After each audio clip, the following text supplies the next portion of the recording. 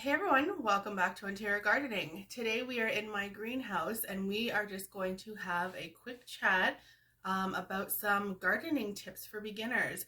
I have been asked to do this for the last couple seasons that I've been doing YouTube, and I have no idea why I haven't. I guess it's just I usually start talking gardening once we're already into the gardening season and that ship has kind of sailed.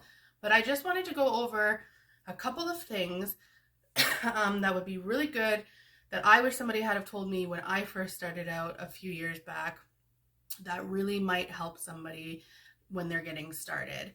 And there's not a lot of tips. There's only like 6 tips, but the first one is probably the biggest one. Number 1 and number 2 kind of tie into each other. But the first one is don't try to do everything all at once. Don't try and create this massive garden and grow all the things just because somebody else might be growing all the things. Just because you feel like you want to. As a society, we feel that we need to either go big or go home, like either do it huge or don't do it at all.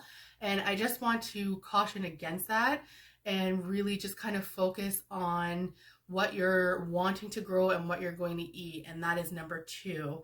Really make sure you're focusing on things that you're actually buying when you're going to the store. The goal for this is to grow food that we're going to eat and hopefully save some money in the process. So try and focus on those things. Like if you're finding you're always buying lettuces and broccolis and carrots at the grocery store, those are the things we want to focus on growing, especially at the first round of gardening or the first go, because we don't want to get too overwhelmed with everything, and we really just want to make sure that we are growing those things well so that we can actually get to eat them. And that was number 2. So number 3, I just have it written down here so I don't get off track, otherwise I'll just talk and talk for 30 minutes. Learn those plants that you are growing and learn them well. And what I mean by that is just making sure that you are focusing in on what you're wanting to grow and what you find that you're growing or you're eating all the time, and making sure that you're learning those plants well so that you have success with them. So things like, how do they grow? Do they need to be trellised? How the seeds start inside? Things like that, like what kind of fertilizers do they like? How long do they take to grow? That's a huge thing. If you have a really short growing season and you're trying to grow a really long variety thing, you're never going to get the fruit that you want unless you start them inside earlier. So those are good things to know, is making sure that you know the plants that you're going to grow and how they grow and how they thrive in that garden. Number 4, learn to do things on the cheap. And I say this because if you go and blow a ton of money on your first garden bed and you have some failures, it's going to feel huge, because not only are you failing at doing what you were trying to do, you've also just blown a lot of money and you can't get that back. So my suggestion is utilize that dollar store. There are so many things that you can buy at the dollar store now for gardening, and also recycling, using recycled products or reusing products garden year after garden year. I'm still using certain trays that I bought. So just to give you like a for instance, you can find these at the dollar store. It's a little greenhouse for starting seeds, and when you open them, they look like this. And essentially you're putting your soil at the bottom with your seedlings, and this acts as a greenhouse on the top to start your seedlings. That's $1 at the dollar store. If you couldn't find something like that, you could I've used these, I have them here. They're actually cake pans, like a cake pan you find with a lid. And that is the same thing. It acts and utilizes as the same type of thing. So using things you find at the dollar store. There are so many tools. Like, you don't have to go out and buy hundreds of dollars worth of tools and that sort of thing to get yourself started. Like, I literally have these old Activia yogurt cups that have been recycled. I actually got them from somebody, so I've been recycling those. If you want to do plant labels, you could use popsicle sticks as opposed to buying labels. There's just so many different things. I've done a dollar store trellis hack video in the past, but I'm gonna this year actually do like an actual dollar store hack. So talking about multiple different ways that you can use random things that you find at the dollar store in the garden on the cheap. And there's other ways you can save a bunch of money when you first start gardening. Instead of buying seeds, you could get seeds from a friend or join. There's so many Facebook groups. These are my seed trades for this year, where you get free seeds from people in your community and you do it that way as opposed to going out and buying seeds. Saving rainwater. Learn how to save some rainwater if you want to save on your water bill. Learning how to do that with either rain barrels or buckets or whatever. Lots of ways to save money, lots of ways to do gardening on the cheap, and I really suggest doing that when you're first starting out. Again, so if there is those failures, you're not losing a ton of money, because that's not the point of gardening. The point is to kind of save a buck and not spend $5 a head on lettuce. And the other thing, another tip, that I wish I had known, and this is actually a really big one, it is feeding your soil, making sure you have healthy soil. We sometimes focus so much on feeding the plant itself that we forget that that plant has the roots that's sucking up everything from the soil. So if you have really bad soil, or there's no nutrients in that soil, or there's poison in the soil, not actual poison, but if your soil is contaminated with something, your plants are sucking that up and they're not going to do well. We can feed that plant all we want. If your soil is poor, then your plants will still grow. I don't want to say if you put it in bad soil, your plants are going to die. That's not necessarily the case, but your plants will thrive and you'll get a better crop, a better abundance, and an overall better fruit if your soil is fed and you have treated your soil well. Really, for that, you're wanting to make sure that you've got a good ratio of soil to like compost or organic matter. If you go to your local landscape supply, or you can buy compost in bags from your nursery, or even big box stores have them, making sure you're kind of mixing some compost in there. Really getting your soil well and started before you even get those seedlings into the ground.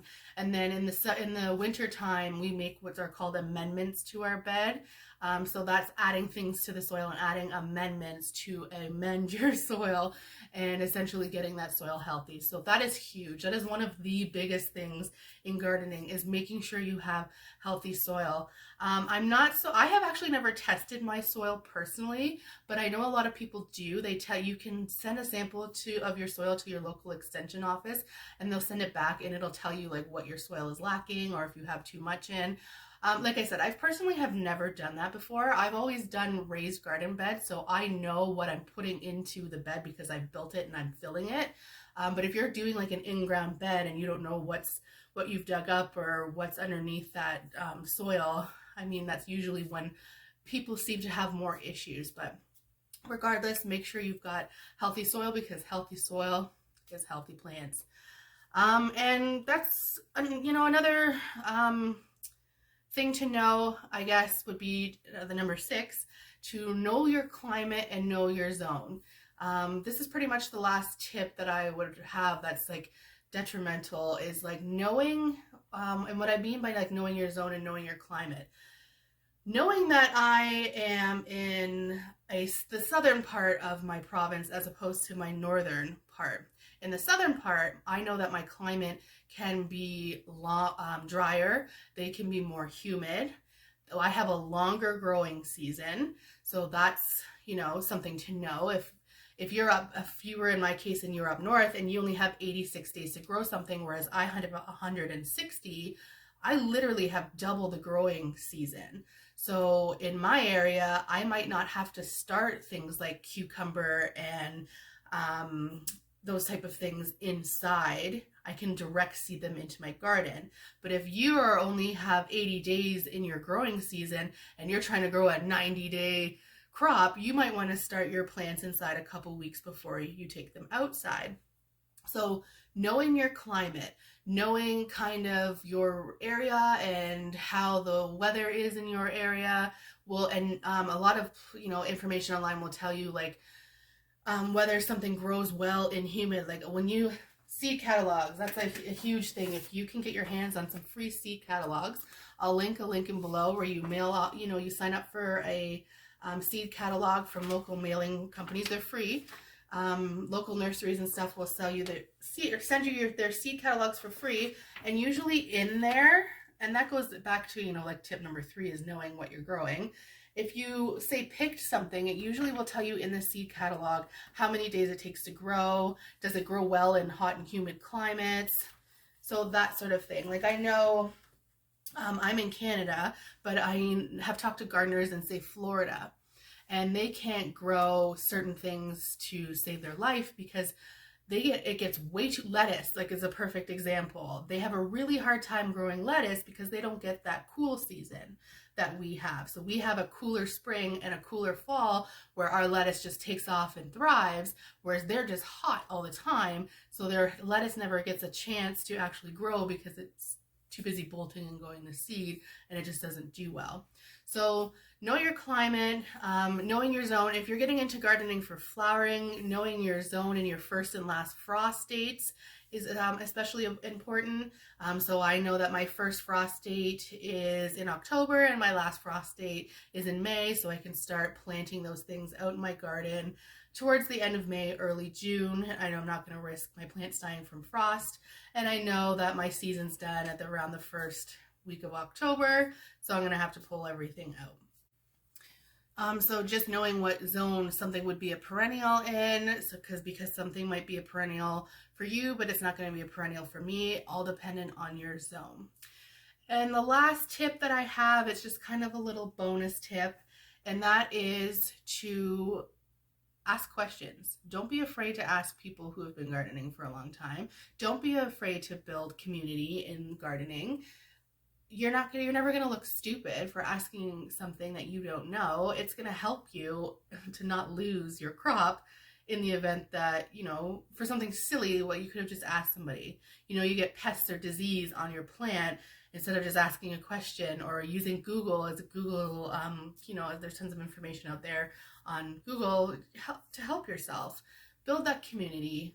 You join Facebook groups, join seed swaps, just have other people. When I first started gardening, it was in my early 20s, and none of my friends were really into gardening, and no one really cared. And as I've gotten older and I'm gardening, and now that prices are through the roof at the grocery store, all of a sudden everybody cares.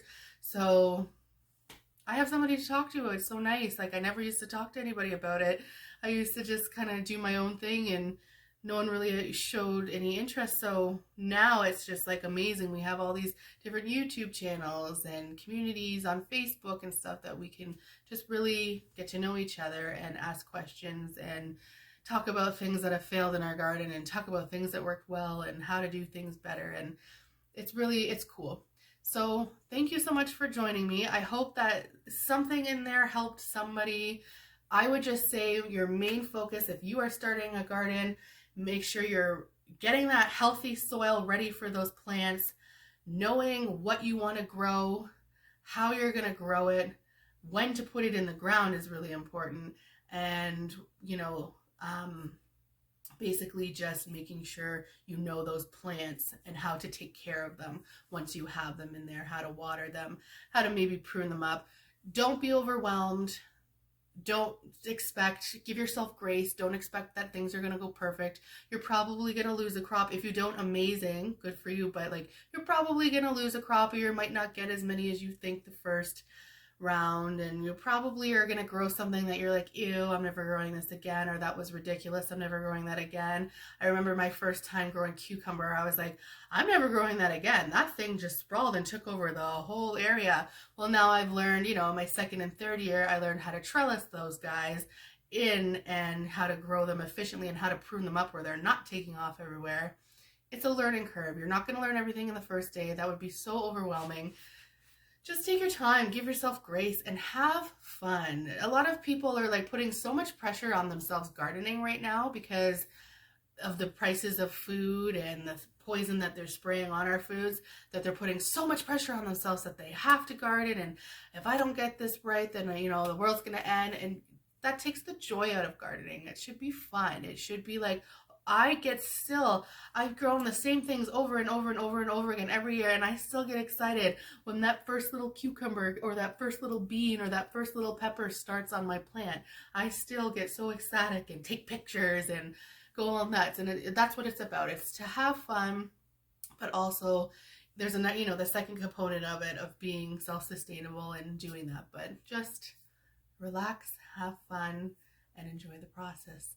Thank you so much for joining us. We will talk to you next week when we talk about, I think next week we're going to talk about, don't quote me in case I change my mind, but I think we're going to talk about just mistakes that, happen a lot in the garden, mistakes that I've made. And then I want to get into talking about my plans for 2023 because it's about that time to start seeds and I'm excited. We'll talk to you soon. Bye.